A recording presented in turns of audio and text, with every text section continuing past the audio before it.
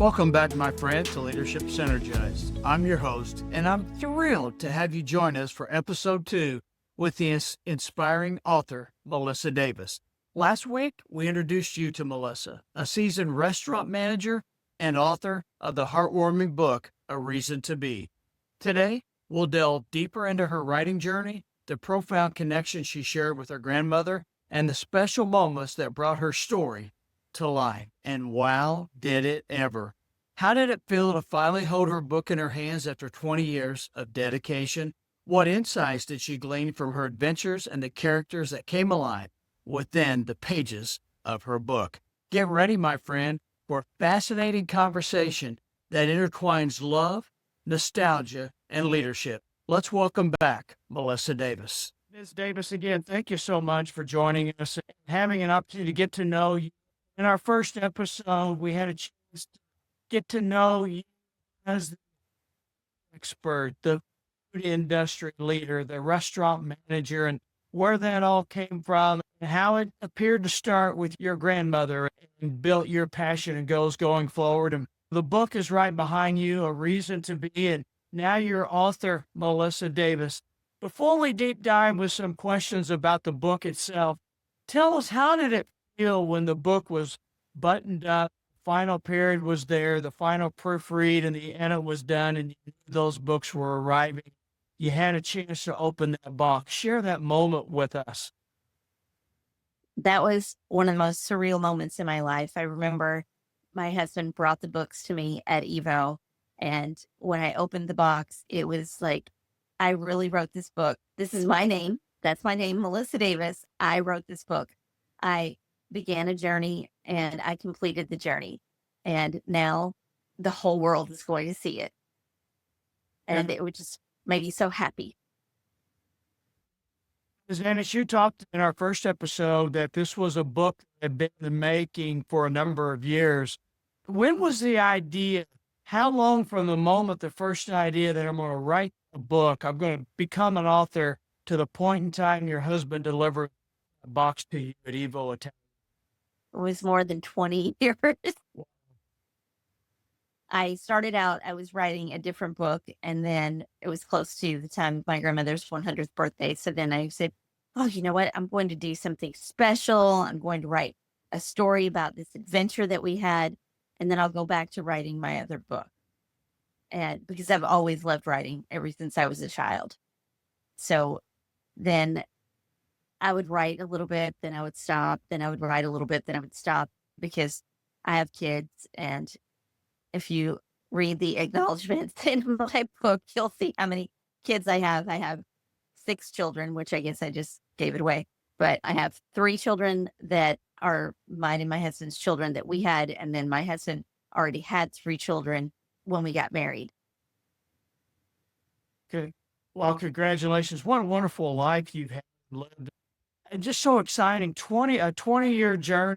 It's not, oh, it was a 20-year journey. It was 20 years in the making. It was those experiences, the knowledge aspects that brought everything together into this fantastic book that I encourage everyone to go get. I know it's available on Amazon, but can it be picked up anyplace else? Barnes & Noble, nationwide Barnes & Noble, you can order it. I don't know if you can get it in every store.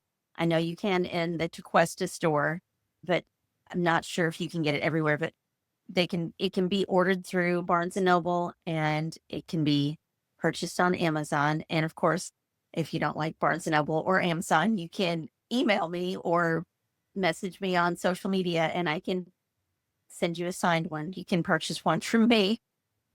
Hey, don't miss out on, maybe if you stop by Evo Italian, a good meal alongside the first chapter as you read it in that regard. But if you missed our first episode, just a brief catch up for everyone watching.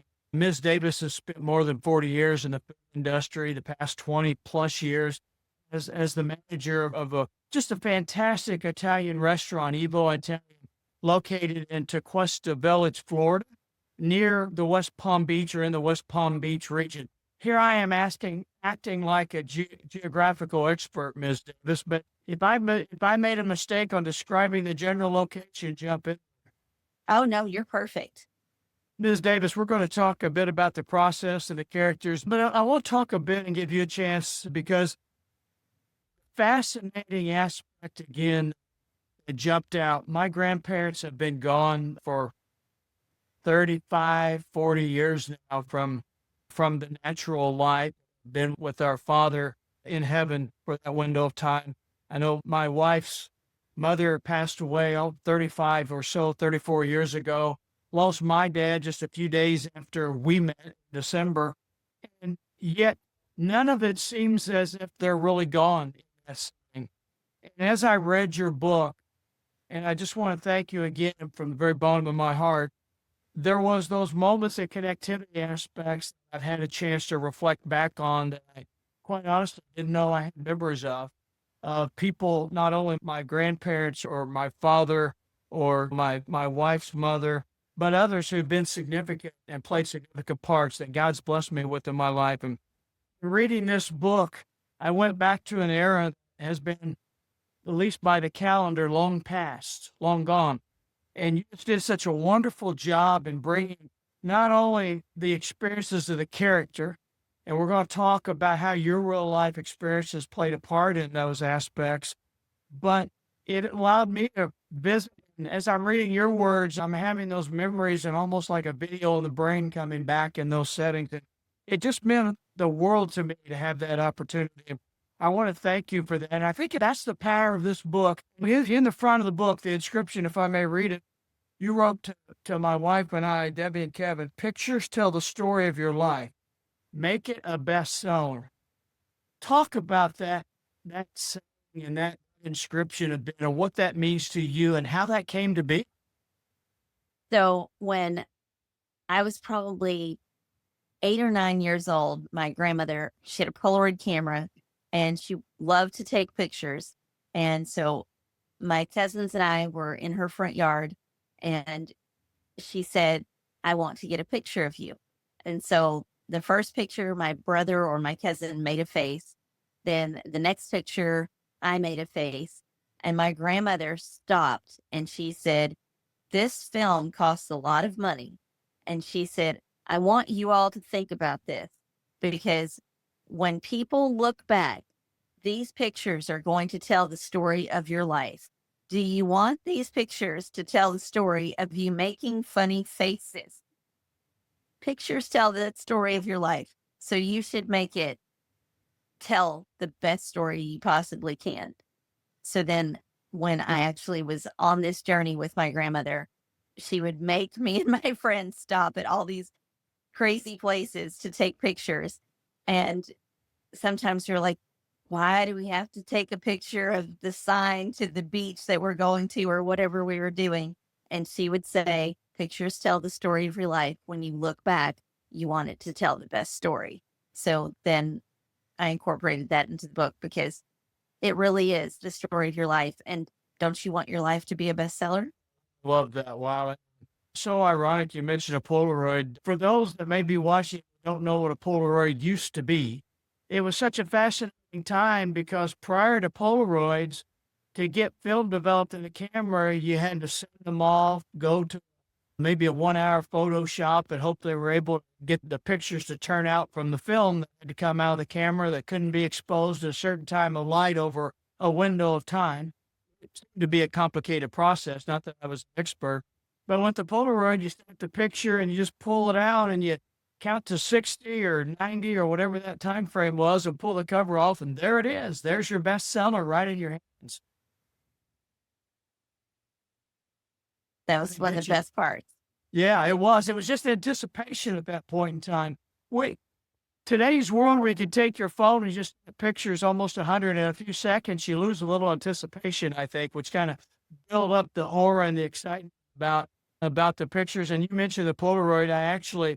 My mom actually found an old Polaroid my dad still had recently in that aspect. Just a couple weeks ago, I had a Polaroid camera in my hand. Unfortunately, it doesn't work anymore, but very, very interesting time frame. And I just love the inscription. It's stayed near to me since reading the book and meeting you, Ms. Davis. And again, we're going to dive into the book characters here shortly, but your grandmother obviously played such an impactful role in your life. Share her with us for a moment before we dive into the writing of the book. My grandmother, she was one of the most fascinating people I ever met. And at the time, I didn't realize that. But as I got older, I really did, because when we went on this adventure together, she told me stories that I never would have heard had I not been with her in this setting. And she told me things that probably other people in my family never heard or never knew about unless they were part of it.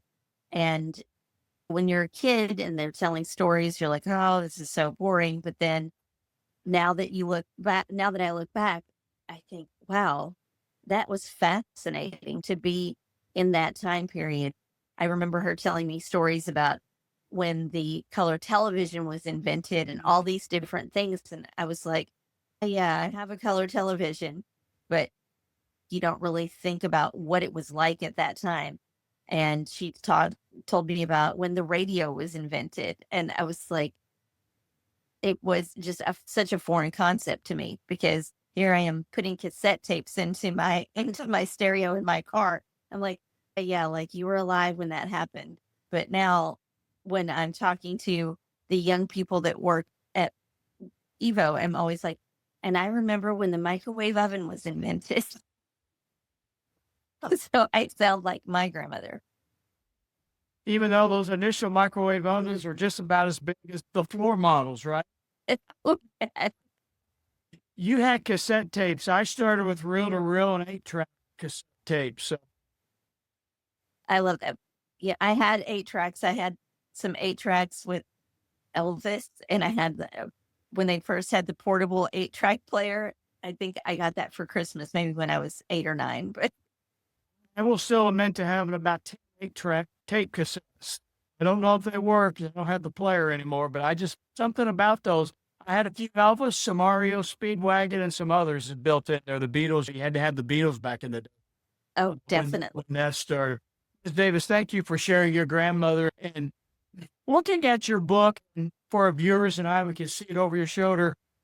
How difficult was it for you to come up with the front cover of that book? So the front cover, the book had different names throughout the years. So it had, at one point it was called Life Without an Umbrella, because that was one of the things that Grandma says to Lizzie. If you're always worried about things and always taking your umbrella, how are you ever going to know what it feels like to feel the sprinkles of rain on your skin and how alive it makes you feel? And I was like, oh yeah, that's what I'm going to use. I'm going to call it Life Without an Umbrella. Then I called it Running Away with Grandma, and then I called it The Runaways. It had all these different names. But then 6 months before I finished the book, I went to this lady, Miss Terry's house. She asked me about my book and why I didn't tell her that I was writing a book. And I told her, I don't usually tell people that I'm writing a book, because once people find out you're writing a book, then they want to know the next question. And she said, what's the next question? I said, what's your next question? She goes, when are you going to finish it? I said, exactly. That's what they asked next. And I said, and I don't know the answer. It'll be finished when it's finished. And it's been a journey. And she said, come to my house tomorrow morning, 8 o'clock. And when I was sitting at her kitchen table and we were reading the book aloud, she said, I don't like the title of the book. And I said, oh, your friend, and I gave her friend's name, she loves it. She said she would. But anyway, we're going to find a title in the book that is going to make sense for what this book is. And there's a scene in the book where they go to a restaurant, and it's called Raison d'etre. And raison d'etre means in French, reason to be. So originally I was going to call, then as I was finishing the book, I said, I'm going to call the book Reason to Be. And then I said, no, I'll call it Raison d'etre, because that's the actual name. And then my friend called me after I'd already had the cover designed. She called me and she said, people cannot pronounce my name, and I don't want your book to fall short and people not be able to pronounce your book. I think you should actually call it what it is, which is your reason to be. So that's how I got the name for it. And then I had a cover designer that I worked with, and she designed 5 different covers, and 2 of the covers caught my eye, but I kept going back to the one where you see the ocean and the beach because that's really what the book is about. So I put in a group text with 6 of my friends, and every single one of them picked this cover. Unanimous. That's fantastic. So I just have to ask you, is going back through, there's a little two-word piece here where I get my finger right above the main title, A Reason to Be a Novel. So as I was going back through in my mind, I'm correlating a novel reason to be. How fascinating to add just those two simple words. So when I was writing the book and finishing the book, I asked the girl who was designing my cover, I said, "What do you think?" And she said, "Is it a memoir?" And I said, "In some ways it is, but it is a fictional book because when I first started writing the book, my parents were both still living." I said, "So we have to change some things." I said, "So it is not an entirely true story, but it is based on a true adventure." And she said, "So then I think you should put a novel reason to be." Love it. Love it. Wow. And the book basically takes your life experiences and the journey you and your grandmother embarked on. You at a very young age, seeking to maybe complete some goals she had, some bucket list aspects she had in that regard. And the characters from Grandma to Lizzie really go through the journey. You meet a number of people, some surprisingly from your past at that point in time, but a number of new individuals, but yet you visit some spots in life that coming from a Midwestern state that maybe you'd never envisioned what it would be like in that aspect. As you were writing the book, and I'm sure it was so important that you wanted to capture not only the sights, the cities, the places, the states, the environment, the coast, the beach, and paint those vividly so the reader could read those, but also the people. How much rewriting did you do, or how much focus or thought did you have to go back to where you were totally satisfied that you were painting the vividness you wanted us who were going to read the book to have? Originally, the book was 657 pages long. Oh, wow. 3 books. Yes. And when I sent it to my first editor, and if you have never edited a book, they charge you by the word. Oh, they were like, "It will be X amount of dollars." I was like, "Wow, that is a lot of money for editing a book." I was like, "Okay." So then they're like, "I think there's a lot of stuff that's repetitive that you can take out." And then I got to my next editor, and she said to me, she said, "Okay, some of the places," because it literally had every stop we made in the original story. She said, "Some of the places you don't have to have in there." And I said, "Okay, I really like this part." So then I had to merge some of the stories together in order to keep part of it. There were a lot more recipes in the book in the beginning. So we had to take some of the recipes out to make room to condense it down. And she really wanted me to take out all of the recipes, but I couldn't because that would take away from my story. Love that. 657 pages had to be several tens of thousands of words built into that piece. Oh, yes. So that's the quick end part, right? Yes. And I over time I would write something and then I would say, "Oh, let me just adjust that a little bit." But I really just told the story the way I remembered it and the way I wanted to portray it to the reader and the point that I wanted to get across to the reader. And throughout the journey of writing Reason to Be, our son Bobby, who is actually technically my stepson, he did a tour in Afghanistan. And when he was in Afghanistan, he's a Marine. He was a Marine. He would They were on an exact opposite schedule of us as far as their what time it was. So the only person who was awake when he was awake was me because I'm coming home from work. So when they could make those calls and connect with people back home, I would be the only person who he could talk to because I'm the only person awake. Everyone else is asleep. And so I spent a lot of hours not only talking to my own child, but to other Marines. And it brought me back to my grandmother telling me stories about her brothers going to World War I and World War II and her husband. And then my uncle going to the Korean War and to Vietnam. And so I added those aspects to the book because I was like, this is an important part because it's part of her life that she lived and the stories that she told me. And I was able to bring that aspect into the book as well. Love that. Ms. Davis, again, thank you so much. It's just wonderfully written, so well written. And just hearing you explain live or in this recording, the words just the words just have so much more heart for those of us who have read it. Even though I can tell you the first time I put my eyes on the book, the heart was there from the first word and in that piece. And that's what attracted me. It was just a flow of reading. Again, you're allowing those of us, whether we're from that era or we're from a current era, a different era, much more recent, to revisit, reconnect with those so important in our lives, grandparents, parents, and siblings, and friends, and children. So much has come out of this for me in that regard, and I can't thank you enough. I look forward to diving into the characters and the journeys themselves a bit in our next episode. Thank you so much. And I appreciate that you got exactly what the book was meant to be. My reason to be, and I didn't even know it was there. Right? Thank you, my friend. Oh, thank you. What an incredible episode with my friend, the author, Melissa Davis.